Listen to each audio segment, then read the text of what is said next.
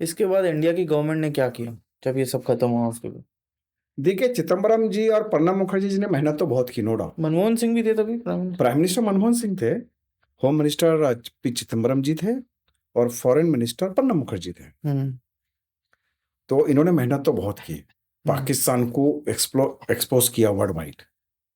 जैसे पोस्ट पहलगाम के बाद मोदी जी के कई मेंबर ऑफ पार्लियामेंट गए पूरी दुनिया में आतंकवाद के खिलाफ, बताया कि ऐसा ऐसा देखो पाकिस्तान ने किया है, सब कुछ किया है। तो इनिशिएटिव मनमोहन जी के दौर में भी ली गई। उन्होंने प्रणब मुखर्जी जी, चिदम्बरम जी ने भी काफी ये किया। हिलरी क्लिंटन को डोजियर दिए, हर कंट्री वालों को उसका भेजा। क्या रिजल्ट है? उसका रिजल्ट मतलब मैं बताया आपको कि बस वही खानापुरी की, पाकिस्तान ने हाफिज सईद को अरेस्ट करवाया, हाउस अरेस्ट, जकीरुल्लाह रहमान पे एफआईआर लिया, उनको अरेस्ट करवाया, बट कैम में से कुछ डिस्ट्रॉय नहीं हुए। जबकि पहलगाम के टाइम जो हमने इनिशिएटिव लिया, डायरेक्ट कैंप डिस्ट्रॉय किया, वहां जाके एयर स्ट्राइक किया, वो सब इंडिया ने उस वक्त नहीं किया। नहीं किया। अब सरकारें बोलती है कि उस वक्त हमने बॉर्डर पे फायरिंग वायरिंग कुछ हुई थी, उसकी वजह से टेंशन हुआ, बट ऐसी डेयरिंग नहीं हुई जो मोदी जी ने की।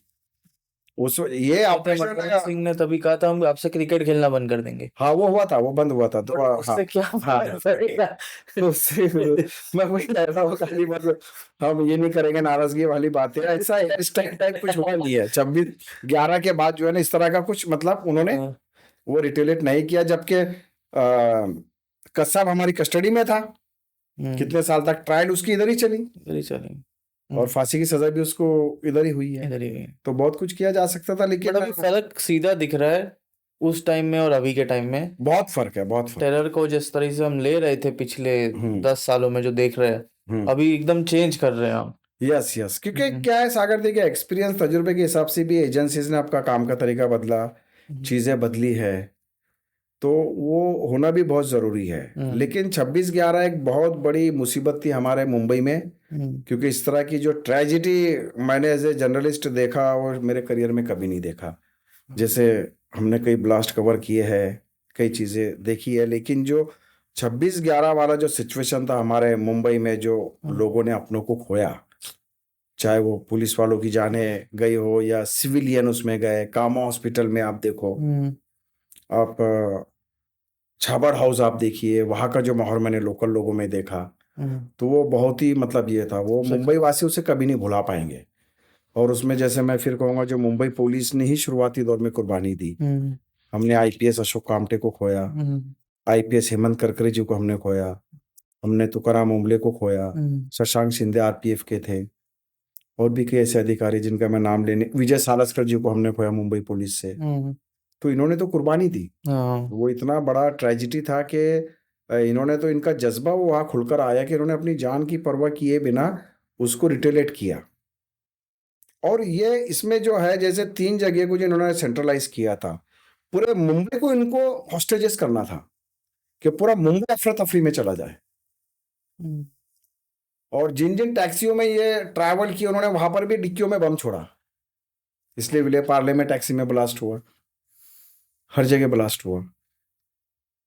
तो जो माहौल, कैफे लियोपोल्ड की बात ले लीजिए आप, आपने देखा होगा, ऐसे बाकायदा वो लोग टैक्सी से उतरे और जैसे फिल्मों में दिखा था वैसे ओपन फायरिंग किया इन्होंने, जो दिखे उसको, जो दिखे वो। होटल ताज का जो पीछे का गेट है, वहां से एंट्री की, फायरिंग करते हुए रेंडमली। ओबराई में भी वैसे किया इन्होंने। तो इनको सिर्फ टारगेट दिया गया था कि मैक्सिमम कैजुअलिटी आप कीजिए, दहशत फैलाइए, डराइए लोगों को बस, और जितने समय तक हो सकता है और लोगों को हॉस्टाइज बना के रखिए, हॉस्टेज बना के रखिए, ताकि सरकार को एक मैसेज जाए, एक वो चीजें जाए। तो जब भी 26/11 आता है, नवंबर का महीना आता है, आज हम ठीक है, इस पे हम वीडियो बनाते हैं, हम आर्टिकल करते हैं, लेकिन सागर, मैं शशांक शिंदे के घर पर भी गया, उनके परिवार से भी मिला। जब मैं बुक लिख रहा था, तुकाराम ओम्बले जी की बेटी से मैं मिला।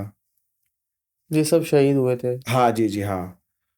जो सिविलियन, एक होटल ताज के एक मैनेजर थे, माहिम में रहते थे, तो वो लोगों को बचा रहे थे, और फोन पे उन्होंने अपनी वाइफ को बोला कि भगवान ने मेरे से बहुत अच्छा काम करवाया, मैं इतने लोगों को रिस्क्यू कर पाया यहाँ से। तो वाइफ ने बोला ठीक है, अपना ख्याल रखना, तुम आ जाना। और बात करते हुए जोर से फायरिंग की आवाज आई, तो उनका मोबाइल गिरा और वो बेचारे मोबाइल उठाने गए, हाँ और उसी फायरिंग में वो शहीद हो गए। उनका लास्ट कॉल वाइफ को था और उसी में वो शहीद हो गए। एक वडाला का परिवार है, एक आंटी, वो अभी भी है, उनकी भी पैर जा चुके हैं, पैरालिसिस हो गए, CST में थी वो, तो उनके इस पे रेंडमली फायरिंग हुआ था। पैर पे। हाँ हाँ। तो जो लोगों ने अपनों को खोया है इस आतंकी हमले में, उनके परिवार का क्या हाल है वो आप देखिए, तो आपको रियलाइज होगा कि आज हम इतने सेफ है, आज हम बात करते हैं कि कितना उन्होंने खोया है, दर्द क्या है वो बताएंगे।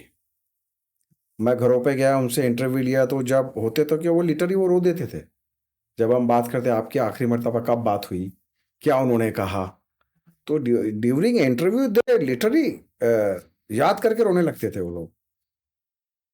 तो आज उनकी शहादत है, उन्हें हमें याद करना चाहिए, और वही शहादत की वजह से आज हम मुंबई का रहे, आज हम इतना डेवलपमेंट में जी रहे, इतनी अच्छी जिंदगी जी रहे हैं। लेकिन मुंबई को बचाने में जितना सरकारों का हाथ रहा है, उतना पुलिस का भी हाथ रहा है, सिविलियन का भी हाथ रहा है। उन्हें we should not forget it. तो जब जब इस तरह के ब्लास्ट होते हैं, हम तो टीवी पे देख लेते हैं, हम गुस्सा कर देते हैं, लेकिन जो लोग अपने को खोते हैं, आप उनके घर पे जाके देखिए उनका दर्द क्या होता है। मैं विनीता कामटे जी से भी मिला हूँ, अशोक कामटे जी की जो वाइफ है, IPS जो हुए, उनसे भी मैंने बात की। हेमंत करकरे जी की वाइफ तो अभी नहीं रही, कविता करकरे उनका नाम था। तो उसके बाद तो वो उनका एबनॉर्मल सिचुएशन हो गया, तो वो ट्रेजिडी को बर्दाश्त ही नहीं कर पाए। 4 या 5 साल के बाद उनका इंतकाल हो गया, उनकी वाइफ का। हाँ, हेमंत करकरे जी का। हेमंत करकरे जी ने मुझे वेडनेसडे को दोपहर में फोन किया था, ये घटना अटैक के एक दिन पहले।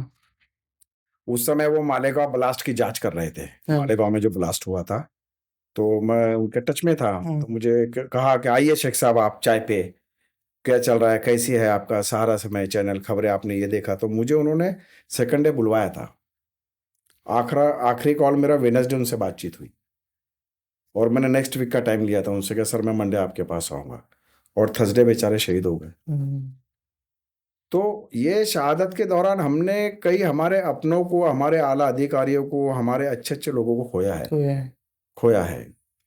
तो इसलिए जो ये पाकिस्तान की नाकारी हरकतें रही है, आज अगर आप करीब से इन चीज़ों को देखोगे तो आपको पता चलेगा कि ये कितनी गंदगी है फैला रहे इंडिया में, लेकिन इसका हम पे कोई असर नहीं होता है। टेम्पररी हम लोग डिमोरल होते हैं, नर्वस होते हैं, लेकिन आज भी इंडिया उतना ही स्ट्रांग है, और ज़्यादा स्ट्रांग हो रहा है। हमारी एजेंसी और अच्छा वर्क कर रही है, और आने वाले दिनों में भी करेंगी।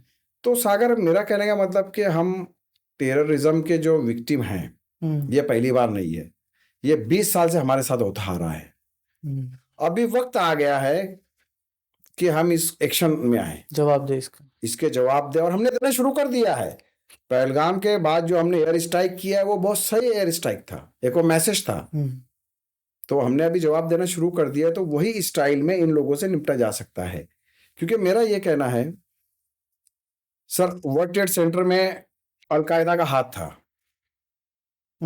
तो बुश उस समय राष्ट्रपति थे, तो उन्होंने तालिबान सरकार को डोजियर थोड़ी भेजे थे, उन्होंने सीधा एयर स्ट्राइक किया था। जबकि तालिबान सरकार उस समय जो थे, मुल्ला उमर शायद, उनका क्या कहना था कि लादिन हमारा सिटीजन नहीं है, वो सऊदी अरब का है, वो हमारे मेहमान है, हम हवाले नहीं करेंगे। और उसमें वर्ल्ड ट्रेड सेंटर में सीधे अलकायदा का इन्वॉल्वमेंट था, सीधा था। तो अमेरिका ने क्या किया, पूरा एयर स्ट्राइक किया, सीधा घुस के मारा, 20 साल उन पे राज किया। भाई हमास ने जब इजराइल पे हमला किया, तो क्या इजराइल ने डोजियर भेजा, सबूत भेजा कि भाई आपका इन्वॉल्वमेंट है, देखो आपके लोगों ने ये किया है? उसने सीधा एयर स्ट्राइक किया है, सीधा अटैक किया। तो अगर पहलगाम अटैक के बाद अगर मोदी जी ने वहां पे एयर स्ट्राइक किया, तो गलत क्या किया है? सही किया है ना। मैं लोगों से पूछना चाहता हूँ कि भाई बुश ने डोजियर भेजा है क्या तालिबान गवर्नमेंट को? इजराइल ने हमास को भेजा था क्या? तो हम डोजियर और इंक्वायरी का वक्त क्यों, हम इंतजार क्यों करें? एम आई राइट और रॉन्ग? सही है। 93 ब्लास्ट में हमने क्या किया बताओ? आज भी जो मेन अक्यूज्ड है वो शरण लिए हुए पाकिस्तान में बैठे हुए हैं। हमने बहुत एक्सट्रेडिशन की कोशिश की, दुनिया भर के सबूत हमने दिए, हमारी एजेंसीज ने दाऊद इब्राहिम के लोकेशन भी दिया है गवर्नमेंट को, उनकी गवर्नमेंट को, कि भाई दाऊद यहाँ पे रह रहा है।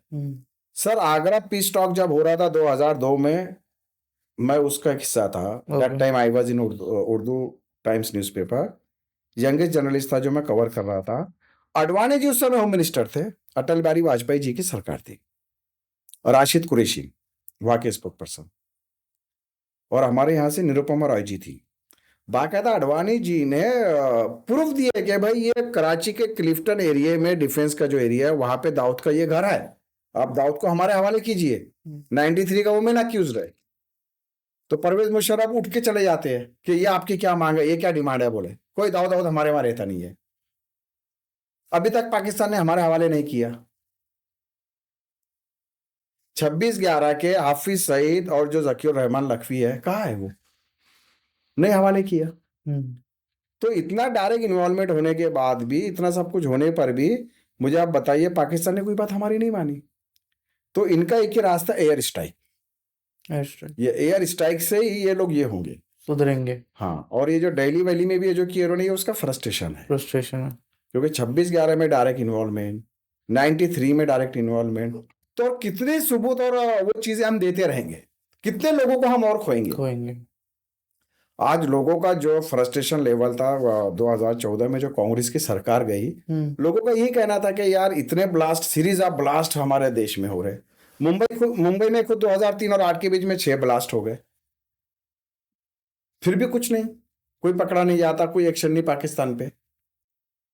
ये ब्लास्ट आप मुझे बताइए इजराइल में कोई करके, अमेरिका में करके दिखाओ, यूके में करके दिखाओ आप, सीधे वो लोग कंट्री पे चढ़ जाते हैं, अटैक करते, सीधा अटैक करते हैं। वो कोई जांच के आदेश नहीं देते, ना ही कोई सबूत भेजते, बस मिला भी। ईरान के ले लीजिए, जो मिस्टर कासम का कुछ ये था एनिवर्सरी, आपको पता होगा 2 साल पहले, तो पाकिस्तान की बॉर्डर के लोगों ने कुछ आतंकी घटना की वहां पे। अच्छा। मेजर कासम की डेथ एनिवर्सरी मना रहे थे वो लोग तेहरान में, तो ब्लास्ट हुआ था दोपहर के बाद। सेकंड डे ईरान ने वो बॉर्डर पे हमला किया, पूरे गांव को निस्तनाबूद कर दिया एयर स्ट्राइक से। उसने पाकिस्तान से परमिशन नहीं मांगी, उसने अपनी एजेंसी को बोला बताइए इसमें किसका आता है, बोले भाई ये बॉर्डर के लोग हैं, इन्होंने आके हरकत की है। वो पूरे गांव को उसने उड़ा दिया और खत्म कर दिया। चाहिए ही नहीं ईरान ने, हाँ, पाकिस्तान ने कुछ नहीं किया रिटेलिएशन में। उसके बाद उनको सबूत दिया, पहले एयर स्ट्राइक किया कि देखिए तुम्हारे लोगों ने आके मेरी जमीन पे हरकत की है, या मैंने ये किया, ये सबूत है। बाद में सबूत दो, पहले ठोको। 26/11 से हमने क्या सीखा, सबूत ने हम पूरी दुनिया को दिया, हमने कोई फर्क नहीं पड़ता। हिलरी क्लिंटन को दिया, यूके को दिया, सबको दिया कि देखो इसमें डायरेक्ट उसका इन्वॉल्वमेंट है, आप कुछ कीजिए। कुछ नहीं हुआ। इंडिया ने उसको काफी टेक्टफुली हैंडल किया। जैसे जिस तरह इंडिया पे प्रेशर था, कि इजराइल का प्रेशर था कि इस ऑपरेशन को हम हैंडल करेंगे, हम इनको मारेंगे, हम हमारे नेशनलिस्ट को निकालेंगे, वो इंडिया वहां पे नहीं झुका कि नहीं ये हमारी जमीन पे हमला हुआ है, हम ही करेंगे ये। और इंडिया ने वो 3 दिन में ऑपरेशन खत्म किया, और जितने मैक्सिमम मिनिमम कैजुअलिटी का, मतलब जितने लोगों को बचाना था, इंडिया ने, हमारे एनएसजी कमांडो ने बचाया, शहीदों ने बचाया। तो मेरा कहने का मतलब ये है कि अभी 26/11 आ रहा है, हम हमारे शहीदों को याद कर रहे हैं, तो हमारे देशवासियों को एकजुट होना पड़ेगा। सरकार को स्ट्रांग कदम उठाने की जरूरत है।